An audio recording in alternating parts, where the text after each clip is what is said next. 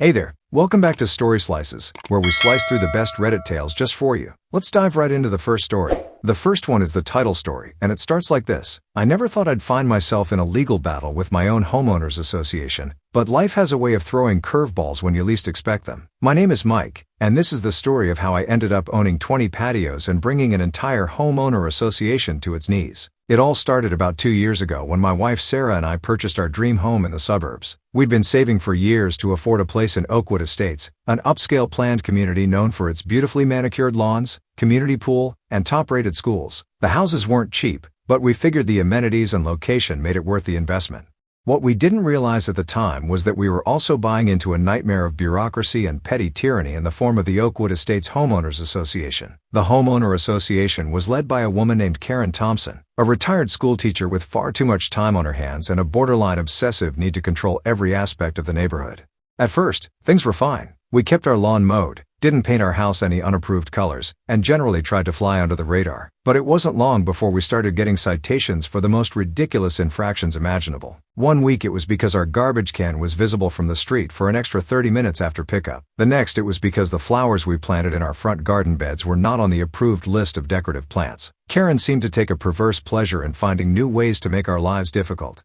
I swear, that woman must spend all day peering out her windows with binoculars looking for violations, I complained to Sarah one evening after receiving our third citation that month. Sarah sighed. I know it's frustrating, honey, but we knew the homeowner association was strict when we moved in. Maybe we should just try harder to follow all the rules? I grumbled but agreed to make more of an effort. For a while, things improved. We became hyper-vigilant about every homeowner association regulation, no matter how absurd. Our house and yard were practically pristine.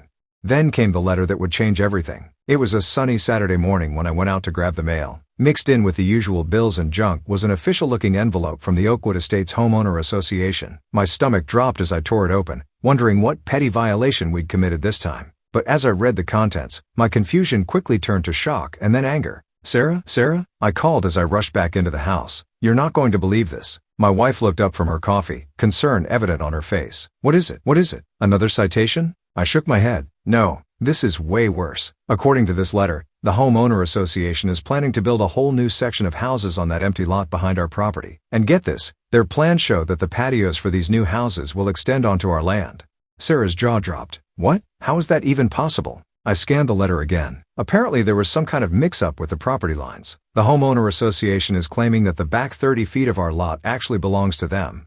But that can't be right, Sarah protested. We have the deed to our property. They can't just decide to take part of our land.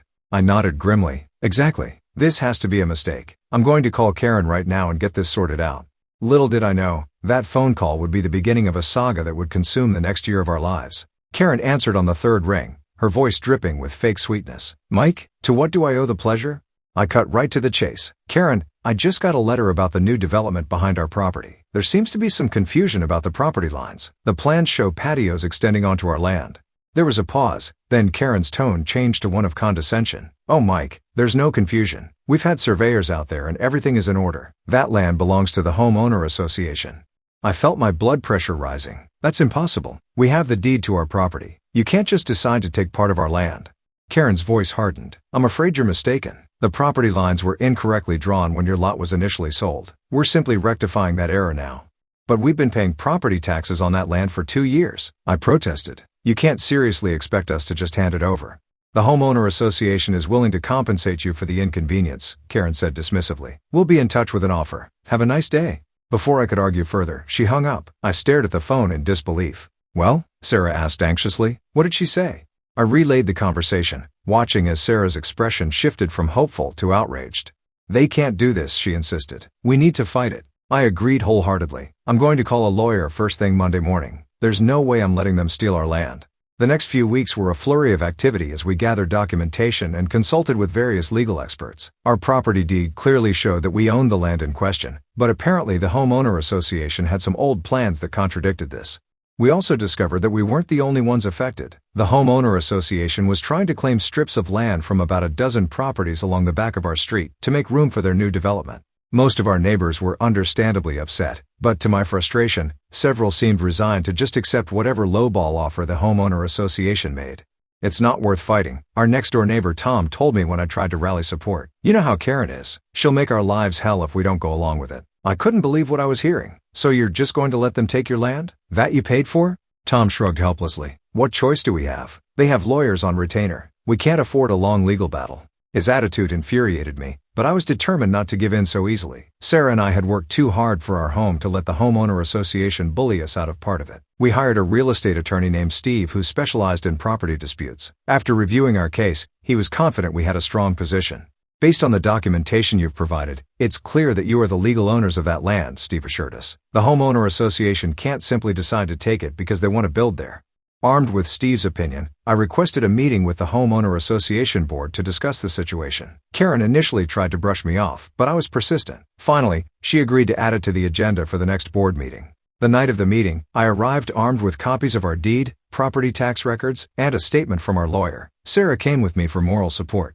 As we entered the community center where homeowner association meetings were held, I could feel the tension in the air. Karen sat at the head of a long table, flanked by the other board members. Their expressions ranged from bored to openly hostile. Mr. Johnson, Karen said coolly as we took our seats, I understand you wanted to discuss the upcoming development project. I nodded, trying to keep my tone civil. That's right. There seems to be some confusion about the property lines, and I wanted to present some documentation that shows the land in question belongs to us. Karen's lips thinned. As I explained on the phone, our surveyors have determined that the original property lines were incorrectly drawn. We're simply correcting that error. But we have the deed showing we own that land, I insisted, sliding copies across the table. And we've been paying taxes on it for 2 years. You can't just decide it's yours now. One of the other board members, a thin man with glasses, spoke up. Mr. Johnson, I'm sure you understand that plans change as communities grow. The homeowner association has the authority to make adjustments as needed for the good of the neighborhood. I felt my temper rising. So you're saying you have the right to just take people's land whenever you want? We're not taking anything, Karen snapped. As I said, we're willing to compensate affected homeowners. Now, we've prepared an offer that we believe is more than fair. She slid an envelope across the table. I opened it and nearly choked when I saw the number. $10,000? I sputtered. For 900 square feet of prime real estate? That's insane. Karen's eyes narrowed. I assure you that's a very generous offer considering the circumstances. I shook my head in disbelief. No way. This land is worth at least 5 times that much. And that's not even considering the loss of privacy and property value from having patios butting right up against our backyard. Mr. Johnson, Karen said, her patience clearly wearing thin. I'm afraid this isn't up for negotiation. The development plans have already been approved. You can either accept our offer or we'll be forced to take legal action. I stood up, gathering our documents. Then I guess we'll see you in court, because there's no way I'm accepting this.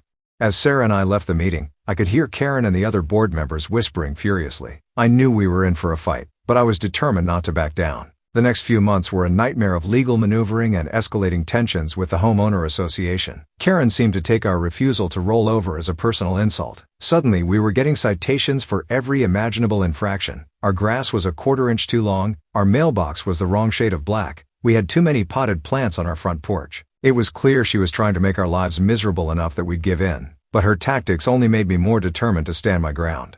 Our lawyer advised us to file an injunction to prevent any construction while the property dispute was ongoing. The judge granted it, much to Karen's obvious fury. Work on the new development ground to a halt as surveyors and title researchers pored over decades of property records. The homeowner association's legal team tried every argument they could think of to claim ownership of the land, but nothing stuck. Finally, after nearly 6 months of back and forth, we had our day in court. I sat nervously next to our lawyer as the judge reviewed the mountain of evidence both sides had submitted. Karen and the homeowner association's attorney looked smug as the proceedings began, clearly convinced they would prevail. But as the judge began speaking, their expressions quickly changed. After careful review of all documentation provided, it is the finding of this court that the plaintiff, Michael Johnson, is the legal and rightful owner of the property in question, the judge declared. The Oakwood Estates Homeowners Association has no valid claim to this land. I let out a breath I didn't realize I'd been holding. Sarah squeezed my hand, tears of relief in her eyes. The judge continued. Furthermore, the court finds that the homeowner association acted in bad faith by attempting to coerce Mr. Johnson into surrendering his property through harassment and frivolous citations. The homeowner association is hereby ordered to cease all construction plans that encroach on the plaintiff's land and to reimburse Mr. Johnson for all legal fees incurred in this matter. Karen's face had turned an alarming shade of purple. She looked ready to explode, but her lawyer put a restraining hand on her arm and whispered something in her ear. As we left the courthouse, I felt like a massive weight had been lifted from my shoulders. We had won, our land was safe. But the saga wasn't quite over yet. A few days after the court ruling, I received another certified letter from the homeowner association. For a moment, I worried they were going to try some new angle to take our land. But when I opened it, I was stunned by what I read. "Dear Mr. Johnson," it began, "in light of the recent court decision, the Oakwood Estates Homeowner Association finds itself in an untenable position. As you know, construction has already begun on 20 new homes in the development adjacent to your property. These homes were designed with patios that, according to the judge's ruling, now extend onto land owned by you." I couldn't believe what I was reading. In their arrogance, the homeowner association had gone ahead with construction before the legal issues were resolved. Now they had 20 houses with patios that were partially on my property. The letter continued, "We are writing to request that you grant an easement allowing these patios to remain in place. In exchange, the homeowner association is prepared to offer you compensation in the amount of $100,000. I showed the letter to Sarah, and we both burst out laughing at the absurdity of the situation. "They're actually trying to buy the land now?" Sarah said, shaking her head. "After everything they put us through?" I nodded, a mischievous glint in my eye. "You know, I think we might be able to have some fun with this." The next day, I requested a meeting with Karen and the homeowner association board. This time it was my turn to watch them squirm uncomfortably as I took my seat at the head of the table. "Thank you for meeting with me," I began pleasantly. "I received your letter about the patio situation and I wanted to discuss it in person." Karen nodded stiffly, her jaw clenched. "Yes, well, as we explained in the letter, we're prepared to offer you very generous compensation for an easement." I pretended to consider this for a moment. "You know, I've been thinking about it, and I'm not sure an easement is the best solution here." The board members exchanged nervous glances. "What do you mean?" one of them asked. "Well," I said slowly, "those patios are on my land, which means, technically, I own them now. And since they're attached to the houses, one could argue that I have a claim to those structures as well." Karen's eyes bulged. "That's ridiculous. You can't possibly think you own those houses." I shrugged. "I don't know. I think a judge might see it differently. After all, you built on my land without permission. In some places, that means the structures become property of the landowner." "Now, see here," Karen sputtered, her face turning red. "We are trying to be reasonable. We've offered you far more than that land is worth." I leaned back in my chair, enjoying her discomfort. "Oh, I agree the offer is more than fair for the land alone. But we're not just talking about the land anymore, are we? We're talking about 20 high-end homes. I'd say those are worth quite a bit more." The room erupted into chaos as the board members all began talking at once. Some were yelling at Karen for getting them into this mess. Others were frantically whispering to their lawyer. I held up a hand for silence. "Look, I'm willing to be reasonable here. I don't actually want to take possession of those houses, but I do think, given the circumstances, your offer needs to be reconsidered." Karen glared at me with undisguised hatred. "What exactly are you proposing?" I smiled. "Well, for starters, I think $500,000 would be a more appropriate figure for the easement, don't you?" There were gasps around the table. "That's extortion," one board member exclaimed. I shook my head. "Not at all. I'm simply asking for fair compensation given the value of the structures involved. And of course, I'd need guarantees that there will be no further attempts to encroach on my property or harass me with frivolous citations." The board huddled together, whispering furiously. I could see the lawyer shaking his head, likely advising them that they didn't have much choice. Finally, Karen turned back to me, practically spitting out the words. Fine. We'll prepare a new offer with your suggestions, but this is highway robbery." I stood up, gathering my things. "I prefer to think of it as karmic justice. You tried to bully me out of my property, and now you're facing the consequences. I'll expect the new contract within the week. Have a nice day." As I walked out, I could hear Karen's muffled scream of frustration. It was petty, but I couldn't help feeling a deep sense of satisfaction. True to their word, a new contract arrived a few days later. Not only did it include the $500,000 payment, but it also had ironclad provisions preventing any future harassment or attempts to claim my land. Sarah and I signed with glee, our signatures barely dry before we started planning how to spend our windfall. We decided to use most of it to pay off our mortgage, effectively owning our home outright years ahead of schedule. As for Karen and the homeowner association, the patio debacle seemed to break their iron grip on the neighborhood. At the next board election, Karen and most of her cronies were voted out in favor of a more reasonable group of homeowners. The new board's first act was to significantly scale back many of the more draconian homeowner association rules. No more citations for grass length or unapproved flower varieties. People could actually enjoy their properties without constant fear of fines. These days, the neighborhood is a much more pleasant place to live. We're still part of the homeowner association, but it functions more as it should, handling community maintenance and organizing social events rather than micromanaging every aspect of our lives. As for those 20 patios, they're still there, extending ever so slightly onto what is technically our property. But every time I look at them, I can't help but smile, remembering the sweet taste of victory over small-minded tyranny. It just goes to show, sometimes standing up for what's right pays off in ways you never expected. And if you're going to go up against an homeowner association, make sure you have a good lawyer, and maybe a bit of luck on your side. Update. It's been about 5 years since the whole homeowner association patio fiasco, and I have to say, life in Oakwood Estates has improved dramatically. The new board has continued to take a much more hands-off approach to governing the neighborhood, which has led to a friendlier, more relaxed atmosphere all around. Sarah and I used the money from the easement agreement to pay off our mortgage, which has given us a level of financial freedom we never expected to have at this point in our lives. We've been able to take some nice vacations, start college funds for our kids, and even do some home improvements without worrying about homeowner association approval for every little thing. But the story doesn't quite end there. About 6 months ago, I got an interesting phone call from Tom, my next-door neighbor, the same one who had initially been too afraid to stand up to Karen and the old homeowner association board.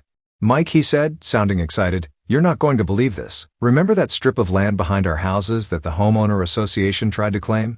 I chuckled. How could I forget? It's not every day you end up owning 20 patios. "Well," Tom continued, "I just got off the phone with a real estate developer. They're interested in buying up that whole stretch of land behind our street. Apparently, they want to build a small shopping center there." I was surprised. "Really? I hadn't heard anything about that. What did you tell them?"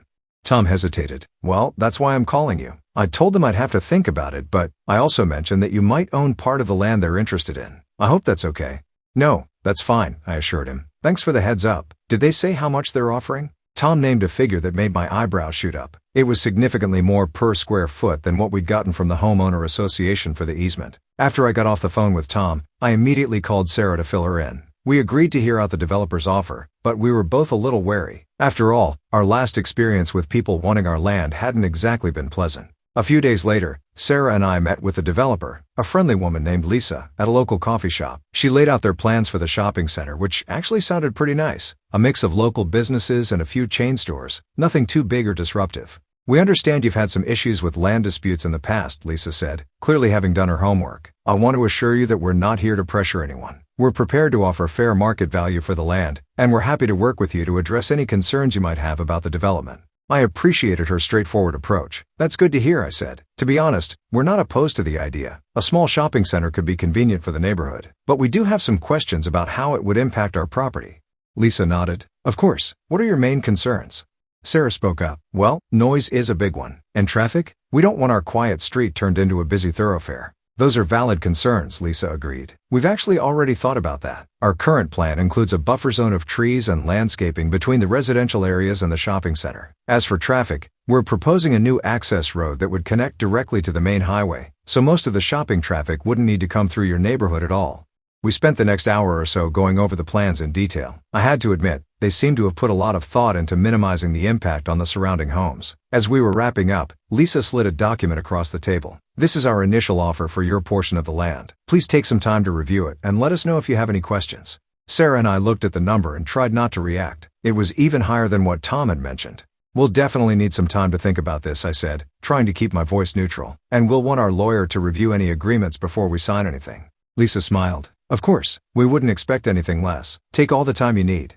Over the next few weeks, Sarah and I did our due diligence. We had our lawyer review the offer, we talked to city planners about the proposed development, and we even hired an independent appraiser to make sure the offer was fair. Everything checked out. The developer's offer was more than fair. Their plan seemed solid, and the more we thought about it, the more we liked the idea of having some nice shops and restaurants within walking distance. We decided to accept the offer, but with one condition. We asked for a small percentage of the shopping center's profits in perpetuity, in lieu of a portion of the cash offer. Our lawyer said it was a long shot, but worth asking for.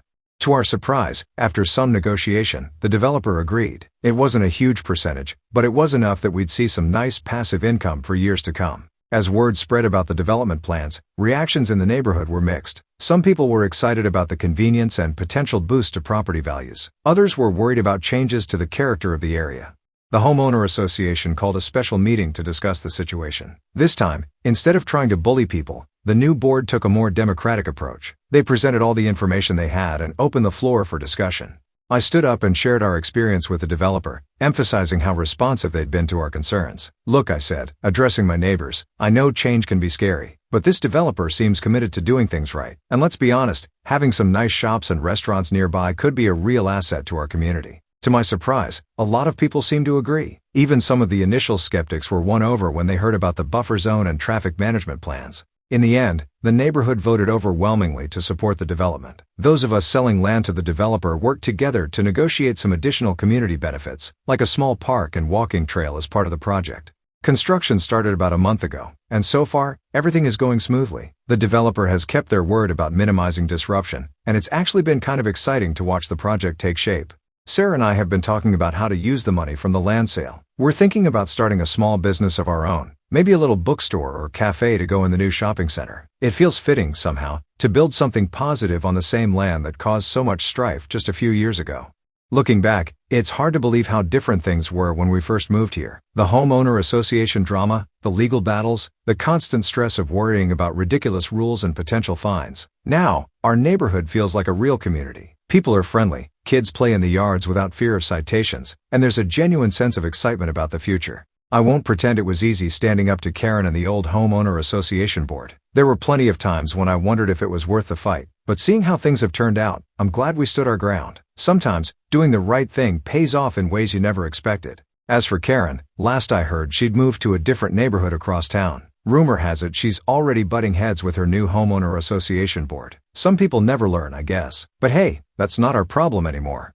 Sarah and I are looking forward to the day when we can walk down to our new local coffee shop, maybe browse a few stores, and then stroll back home along the new walking trail. And every time we do, we'll remember that none of it would have happened if we hadn't been willing to stand up for ourselves and our property. It just goes to show, sometimes the best revenge isn't about getting even, it's about moving forward and creating something better. And if you happen to make a little profit along the way, well, that's just icing on the cake. Are you hungry for more slices of stories? Don't forget to subscribe and hit the bell to never miss out on any videos. See you tomorrow at Story Slices.